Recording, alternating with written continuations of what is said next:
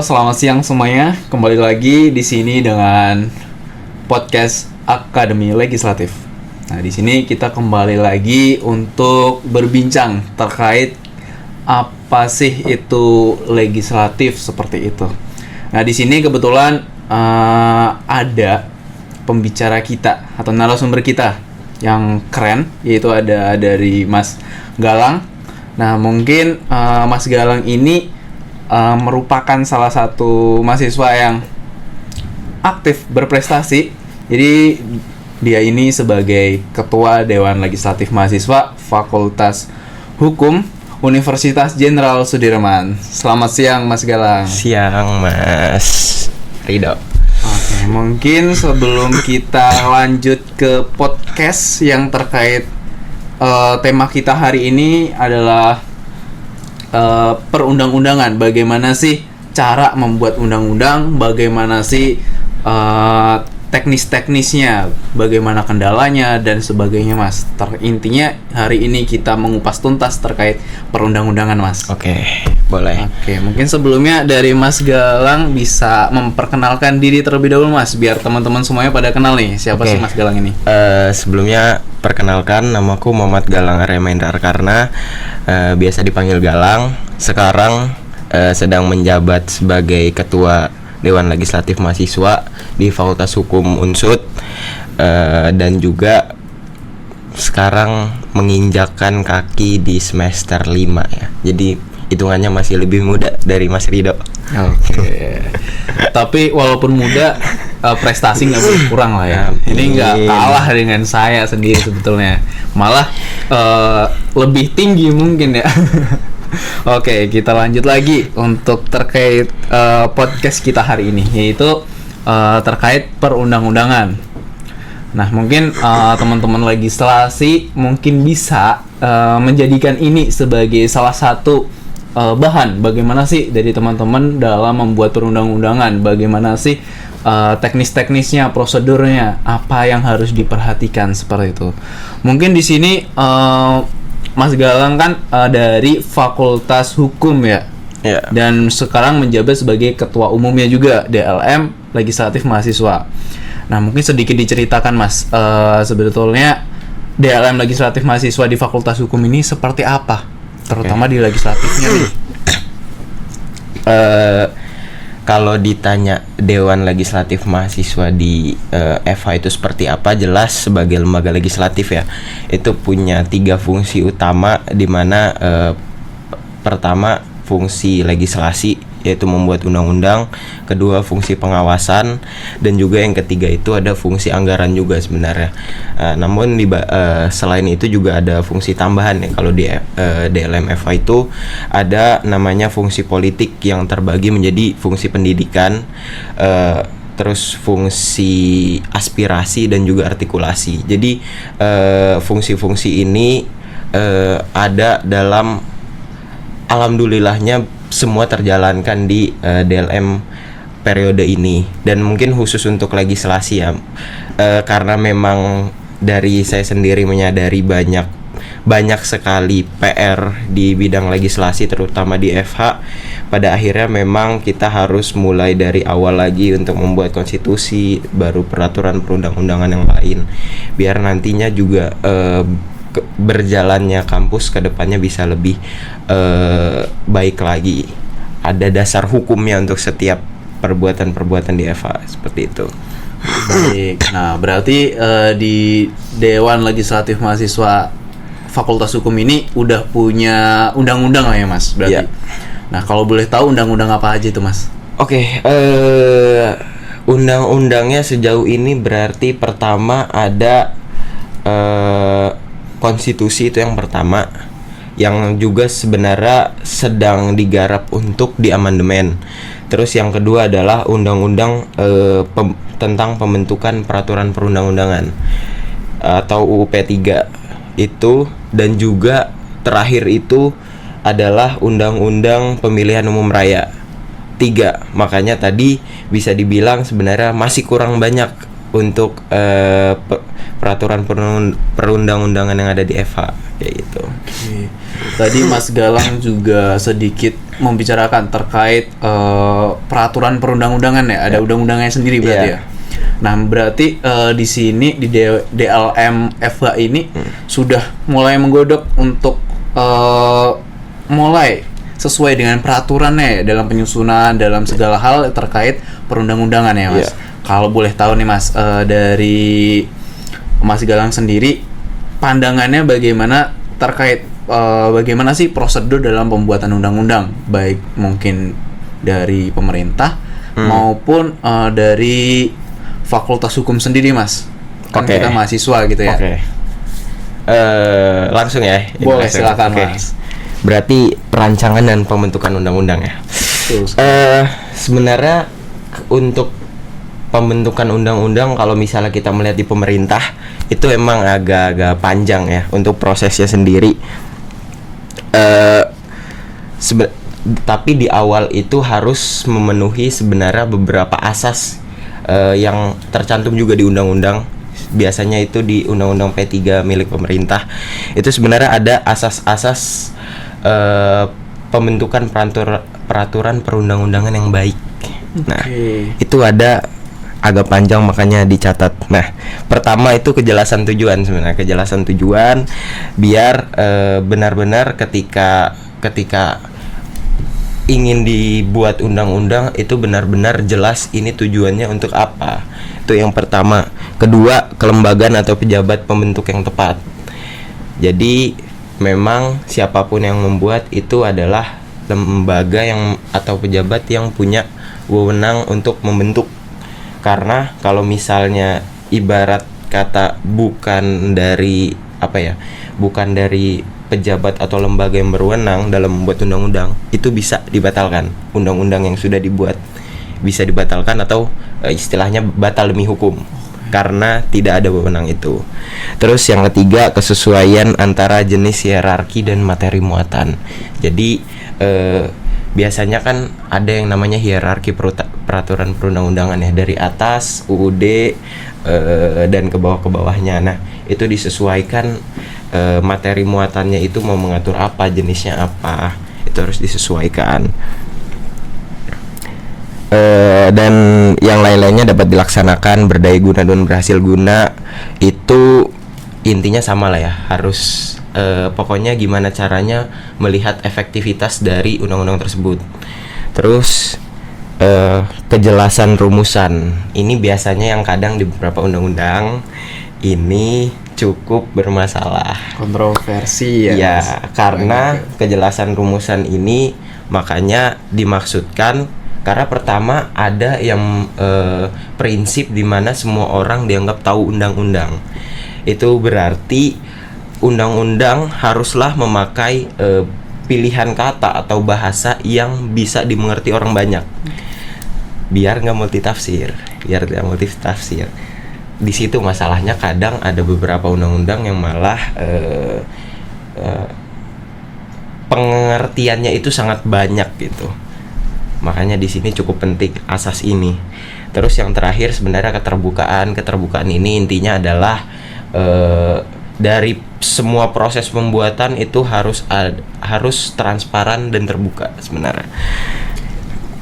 Transparan dan terbuka. Jadi ada partisipasi masyarakat apabila mereka mau memberikan pandangan, mau memberikan saran terkait undang-undangnya, itu bisa dilakukan di kapanpun mereka bertemu dengan DPR, karena DPR itu kan perwakilan mereka. Betul, di negara. Perwakilan rakyat ya, ya Mas. Betul. Ya, itu baru asas ya. Oke. Lalu mungkin setelah itu langsung ke pembentukan. Pembentukan ada 5 tahap kalau nggak salah. Ya, 5 tahap. Pertama ada perencanaan, kedua penyusunan, ketiga pembahasan, keempat pengesahan, dan kelima pengundangan. Kita breakdown satu-satu berarti ya. Boleh, kita breakdown satu-satu. Tapi mungkin secara jelas saja, Mas. Secara ya, oke. Karena emang cukup panjang ya. Perencanaan jelas sebenarnya ini. Oke, ini dulu. Undang-undang itu dapat diajukan oleh 4 pihak sebenarnya. Di sini yang ada. Pertama, presiden itu bisa. Kedua, DPR. Ketiga, anggota DPR. Keempat, DPD. Nah, DPD ini mungkin berkaitan biasanya pemekaran kota, terus terkait otonomi daerah itu biasanya dari DPD. Jadi ada pilihannya kalau DPD. Nah, proses pembentukannya itu pertama ada perencanaan lah ya, pasti perencanaan dulu. Itu biasanya dilakukan di Prolegnas. Di Prolegnas, program legislasi nasional yang nantinya itu pada intinya isi dari Prolegnas itu didasarkan pada biasanya rencana kerja pemerintah, rencana strategis DPR, rencana jangka panjang nasional, rencana jangka menengah dan sebagainya. Itu akhirnya masuk di Prolegnas dan paling terakhir itu biasanya Prolegnas juga kalau misalnya emang itu adalah aspirasi dan kebutuhan masyarakat. Nah, itu kan yang biasanya kita lakukan juga ya DLM, kalau emang ada aspirasi yang masuk kita bikin gitu. Tergantung aspirasi ya. Iya, tergantung aspirasi dan kebutuhannya. Terus yang kedua penyusunan. Biasanya penyusunan ini harus disertai dengan yang namanya naskah akademik. Tujuannya biar nanti tujuan dari dibentuknya itu apa, terus sasarannya, objek yang diatur, terus arah pengaturannya itu bisa tergambar jelas untuk masyarakat lah ibaratnya. Jadi mau mengatur ini, dan kalau misalnya udah ada naskah akademik kan enak, ini sesuai nggak sih sama RUU gitu loh. Itu dari penyusunan. Oke, setelah itu pembahasan rancangan undang-undang ini terbagi menjadi 2. Jadi ada pembicaraan tingkat 1 dan pembicaraan tingkat 2. Di pembicaraan tingkat 1 itu biasanya dilakukan, jadi ada beberapa rapat. Jadi rapat komisi, rapat gabungan komisi, rapat badan legislasi anggaran dan sebagainya. Nah, itu biasanya itu pemberian penjelasan lah. Jadi dari orang yang membuat nih penjelasan kayak gini, pandangan misalnya UU diajukan oleh DPR menjelaskan kepada pemerintah dan pihak-pihak lain gini, presiden itu dan pihak-pihak lain juga memberikan pandangan terkait undang-undangnya itu gimana. Terus biasanya itu ada pembahasan daftar inventarisasi masalah. Nah, biasanya kalau di sini nih cukup agak lama karena jadi misalnya itu diajukan oleh DPR nih undang-undangnya, nanti dari pemerintah nih presiden bakal mengajukan juga daftar inventarisasi masalahnya. Masalahnya tuh ini tapi nggak ada di undang-undang. Nah, akhirnya digodok lagi. Itu yang membuat agak memang lama di situ. Terus biasanya terakhir ada pendapat mini, itu seperti pendapat akhir. Jadi terkait undang-undangnya tuh gimana, ada yang kurang nggak atau bagaimana. Terus pembicaraan tingkat 2 tuh di rapat paripurna nanti intinya laporan dari hasil pembicaraan tingkat 1 tuh gimana. Terus pernyataan persetujuan dan penolakan terhadap undang-undangnya. Udah, kalau misalnya dari pembicaraan tingkat 2 sepakat dari presiden maupun DPR untuk disahkan, nanti undang-undang yang udah disahkan itu diberikan oleh pimpinan DPR ke presiden dalam jangka waktu 7 hari. Terus setelah itu presiden harus menandatangani untuk mengesahkan. Ini masuk ke proses pengesahan berarti. Pengesahan ditandatangani dalam kurun waktu 30 hari. 30 hari itu harus ditandatangani. Nah, pertanyaannya mungkin kadang gimana kalau 30 hari ternyata presiden nggak tanda tangan. Itu sebenarnya kalau emang sudah ada persetujuan presiden di situ, 30 hari lewat dan nggak ditanda tangan, itu dianggap undang-undangnya udah sah sebenarnya. Udah sah dan bisa diundangkan. Masuklah kita ke terakhir, pengundangan.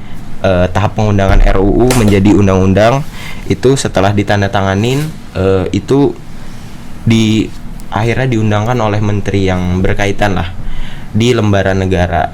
dan akhirnya jadilah undang-undang seperti yang kita yang kita lihat sekarang ini. Walaupun kelihatannya sedikit ya Mas, Sedikit. tapi kalau dijalankan itu lumayan panjang gitu ya. Lumayan panjang sekali. Padahal dari rangkaiannya cuma beberapa saja sepertinya. Tapi perbincangan, penyelesaian masalahnya, menimbang lagi permasalahannya, perlu digodok lagi. Nah, ini mungkin ya yang jadi lama mungkin. Kendalanya pasti selalu di situ. Nah, itu kan tadi terkait apa namanya? Pembuatan undang-undang yang ada di Indonesia. Nah, sebenarnya sama nggak sih Mas kalau pembuatan undang-undang yang ada di Dewan Legislatif seperti itu? Maksudnya kan yang satu adalah di taraf pemerintahan, yang satu ada di tingkat mahasiswa seperti itu, universitas. Oke. Mungkin kalau dibilang sama atau beda, kurang lebih sama tapi nggak plek sama gitu. Jadi mungkin diawali kan pasti ada namanya tadi naskah akademik dan segala macam. Nah, setelah naskah akademik ada penyusunan. Nah, permasalahannya mungkin terkadang di beberapa fakultas jujur di EVA sendiri nggak ada itu yang mungkin program legislasi yang rencana jangka panjang, rencana jangka menengah. Jadi itu benar-benar mungkin visi sendiri dari tiap-tiap ketua di periode itu mau seperti apa. Jadi itu ibaratnya apa ya, hak prerogatif lah. Ibaratnya. Setelah itu mungkin perbedaannya. Jadi tambahannya mungkin dari DLM ya berarti. Paling kalau ingin ada pembuatan undang-undang juga bisa, misalnya ada aspirasi atau kebutuhan, paling itu dua itu. Jadi hak prerogatif dan juga biasanya kebutuhan dari KBM-nya sendiri. Itu terus paling kalau dari penyusunan udah pasti ada NA, udah pasti ada ini. Nah, di pembahasan itu kalau di EVA sendiri biasanya tetap ada pembicaraan tingkat 1 dan tingkat 2. Cuman memang nggak ada jadi agenda yang tadi pendapat mini, terus penyampaian pendapat mini, daftar inventarisasi masalah itu digabung satu semua. Jadi ya udah pendapat gimana setelah kayak gini, oke, selesai. Dan kita itu membaginya, kalau di sini kan bisa diartikan pembicaraan tingkat 1 dan tingkat 2 itu sebenarnya bersama presiden. Sementara kalau di kita mungkin pembicaraan tingkat 1 itu kita internal DLM. Kita melakukan internal DLM dalam bentuk persiapan dulu. Ini gimana, ada perbaikan apa enggak. Di tingkat 2-nya akhirnya kita ngobrol sama biasanya BEM. Bagaimana pandangannya terkait ini, sekaligus setuju atau enggak. Kalau enggak setuju mungkin diralat lagi, kalau setuju langsung disahkan di situ. Nah, berarti kalau dilihat dari penjelasan Mas Gilang tadi ya, di sini kan ada pemerintahan, yang satu adalah mahasiswa ya, universitas. Walaupun yang satu ini mungkin tahap-tahapannya lumayan panjang ya, yang membedakan jelas adalah mungkin lama waktunya, proses-prosesnya lebih panjang ya kalau pemerintahan ya. Sedangkan di mahasiswa ini ya mau nggak mau kita harus singkat waktu ya.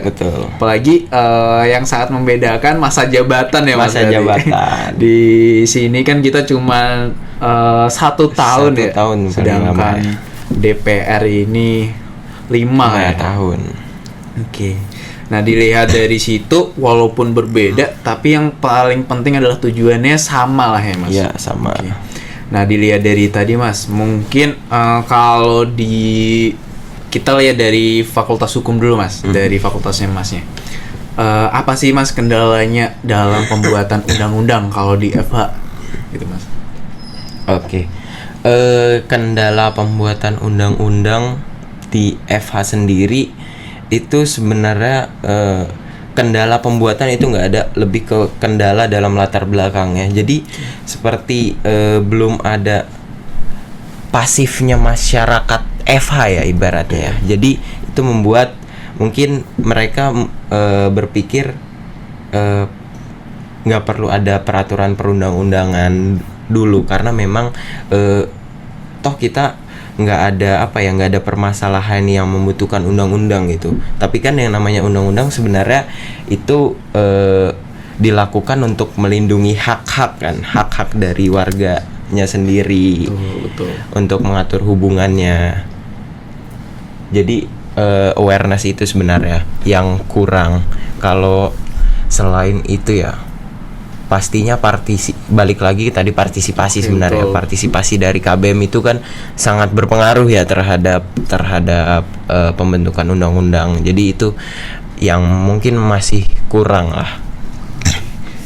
Ya mungkin karena kebutuhan ya Mas, berbeda dengan kebutuhan yang satu di pemerintah pusat, yang satu ada di mahasiswa. Yang di sini mahasiswa juga masih berpacu di akademiknya ya Mas. Mungkin ya.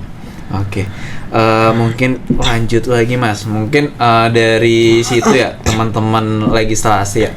Nah di situ tadi mungkin kita bisa tahu dalam pembuatannya, walaupun kelihatannya simple, kelihatannya sedikit, tapi kalau kita jalankan juga butuh waktu yang lumayan ternyata ya.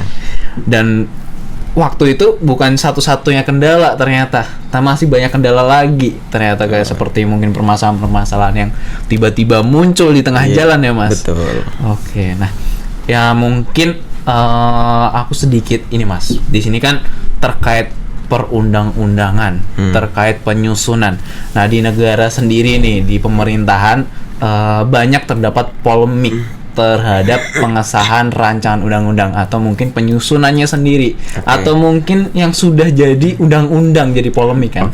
Nah yang terbaru nih ada sedikit polemik terkait pengesahan RUU atau rancangan undang-undang perampasan aset Mas. Nah, beberapa bulan yang lalu kan sempat rame ya perampasan aset ini. Nah yang dikabarkan ada sekitar kurang lebih 349 triliun ternyata kerugian seperti itu.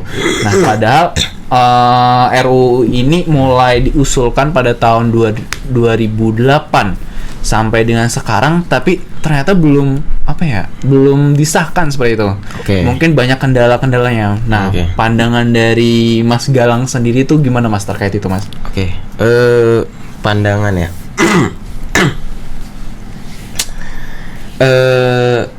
Mungkin ini berarti berhubungan sama pembentukannya seperti apa ya? Ya mungkin kendalanya, persiapannya harusnya seperti apa Mas? Kalau dari Masnya seperti apa Mas? Sebenarnya nyambung ke pembahasan tadi ya.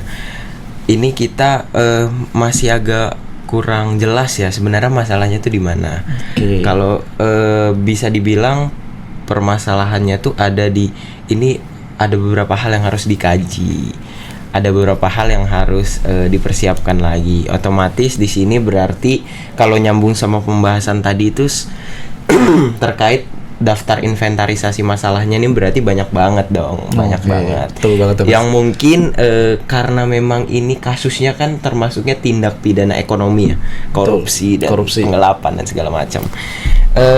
Bisa dibilang entah mungkin memang dari pihak DPR-nya ingin benar-benar rigid atau seperti apa, itu kita nggak tahu ya. Tapi yang jelas mungkin ada kendala di daftar inventarisasi masalahnya, atau mungkin ada pendapat mini dari fraksi-fraksi yang menurut mereka ini kurang, kayaknya ini harus ditambahin. Itu mungkin kemungkinan pertama. Kemungkinan kedua, kenapa bisa lama banget?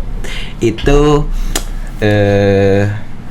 tadi udah sempat aku singgung juga terkait prolegnas sebenarnya. Masuk atau enggak nih yang satu ini. Terus masuk nggak di rencana kerja pemerintah, masuk nggak di rencana strategis DPR. Kalau emang itu nggak masuk di rangkaian prolegnas, ya wajar, pada akhirnya juga lama. Jadi dari satu periode ke periode lain, mandat-mandat, dan akhirnya baru ada tekanan untuk disahkan di tahun ini kan. Itu dia dua hal ya.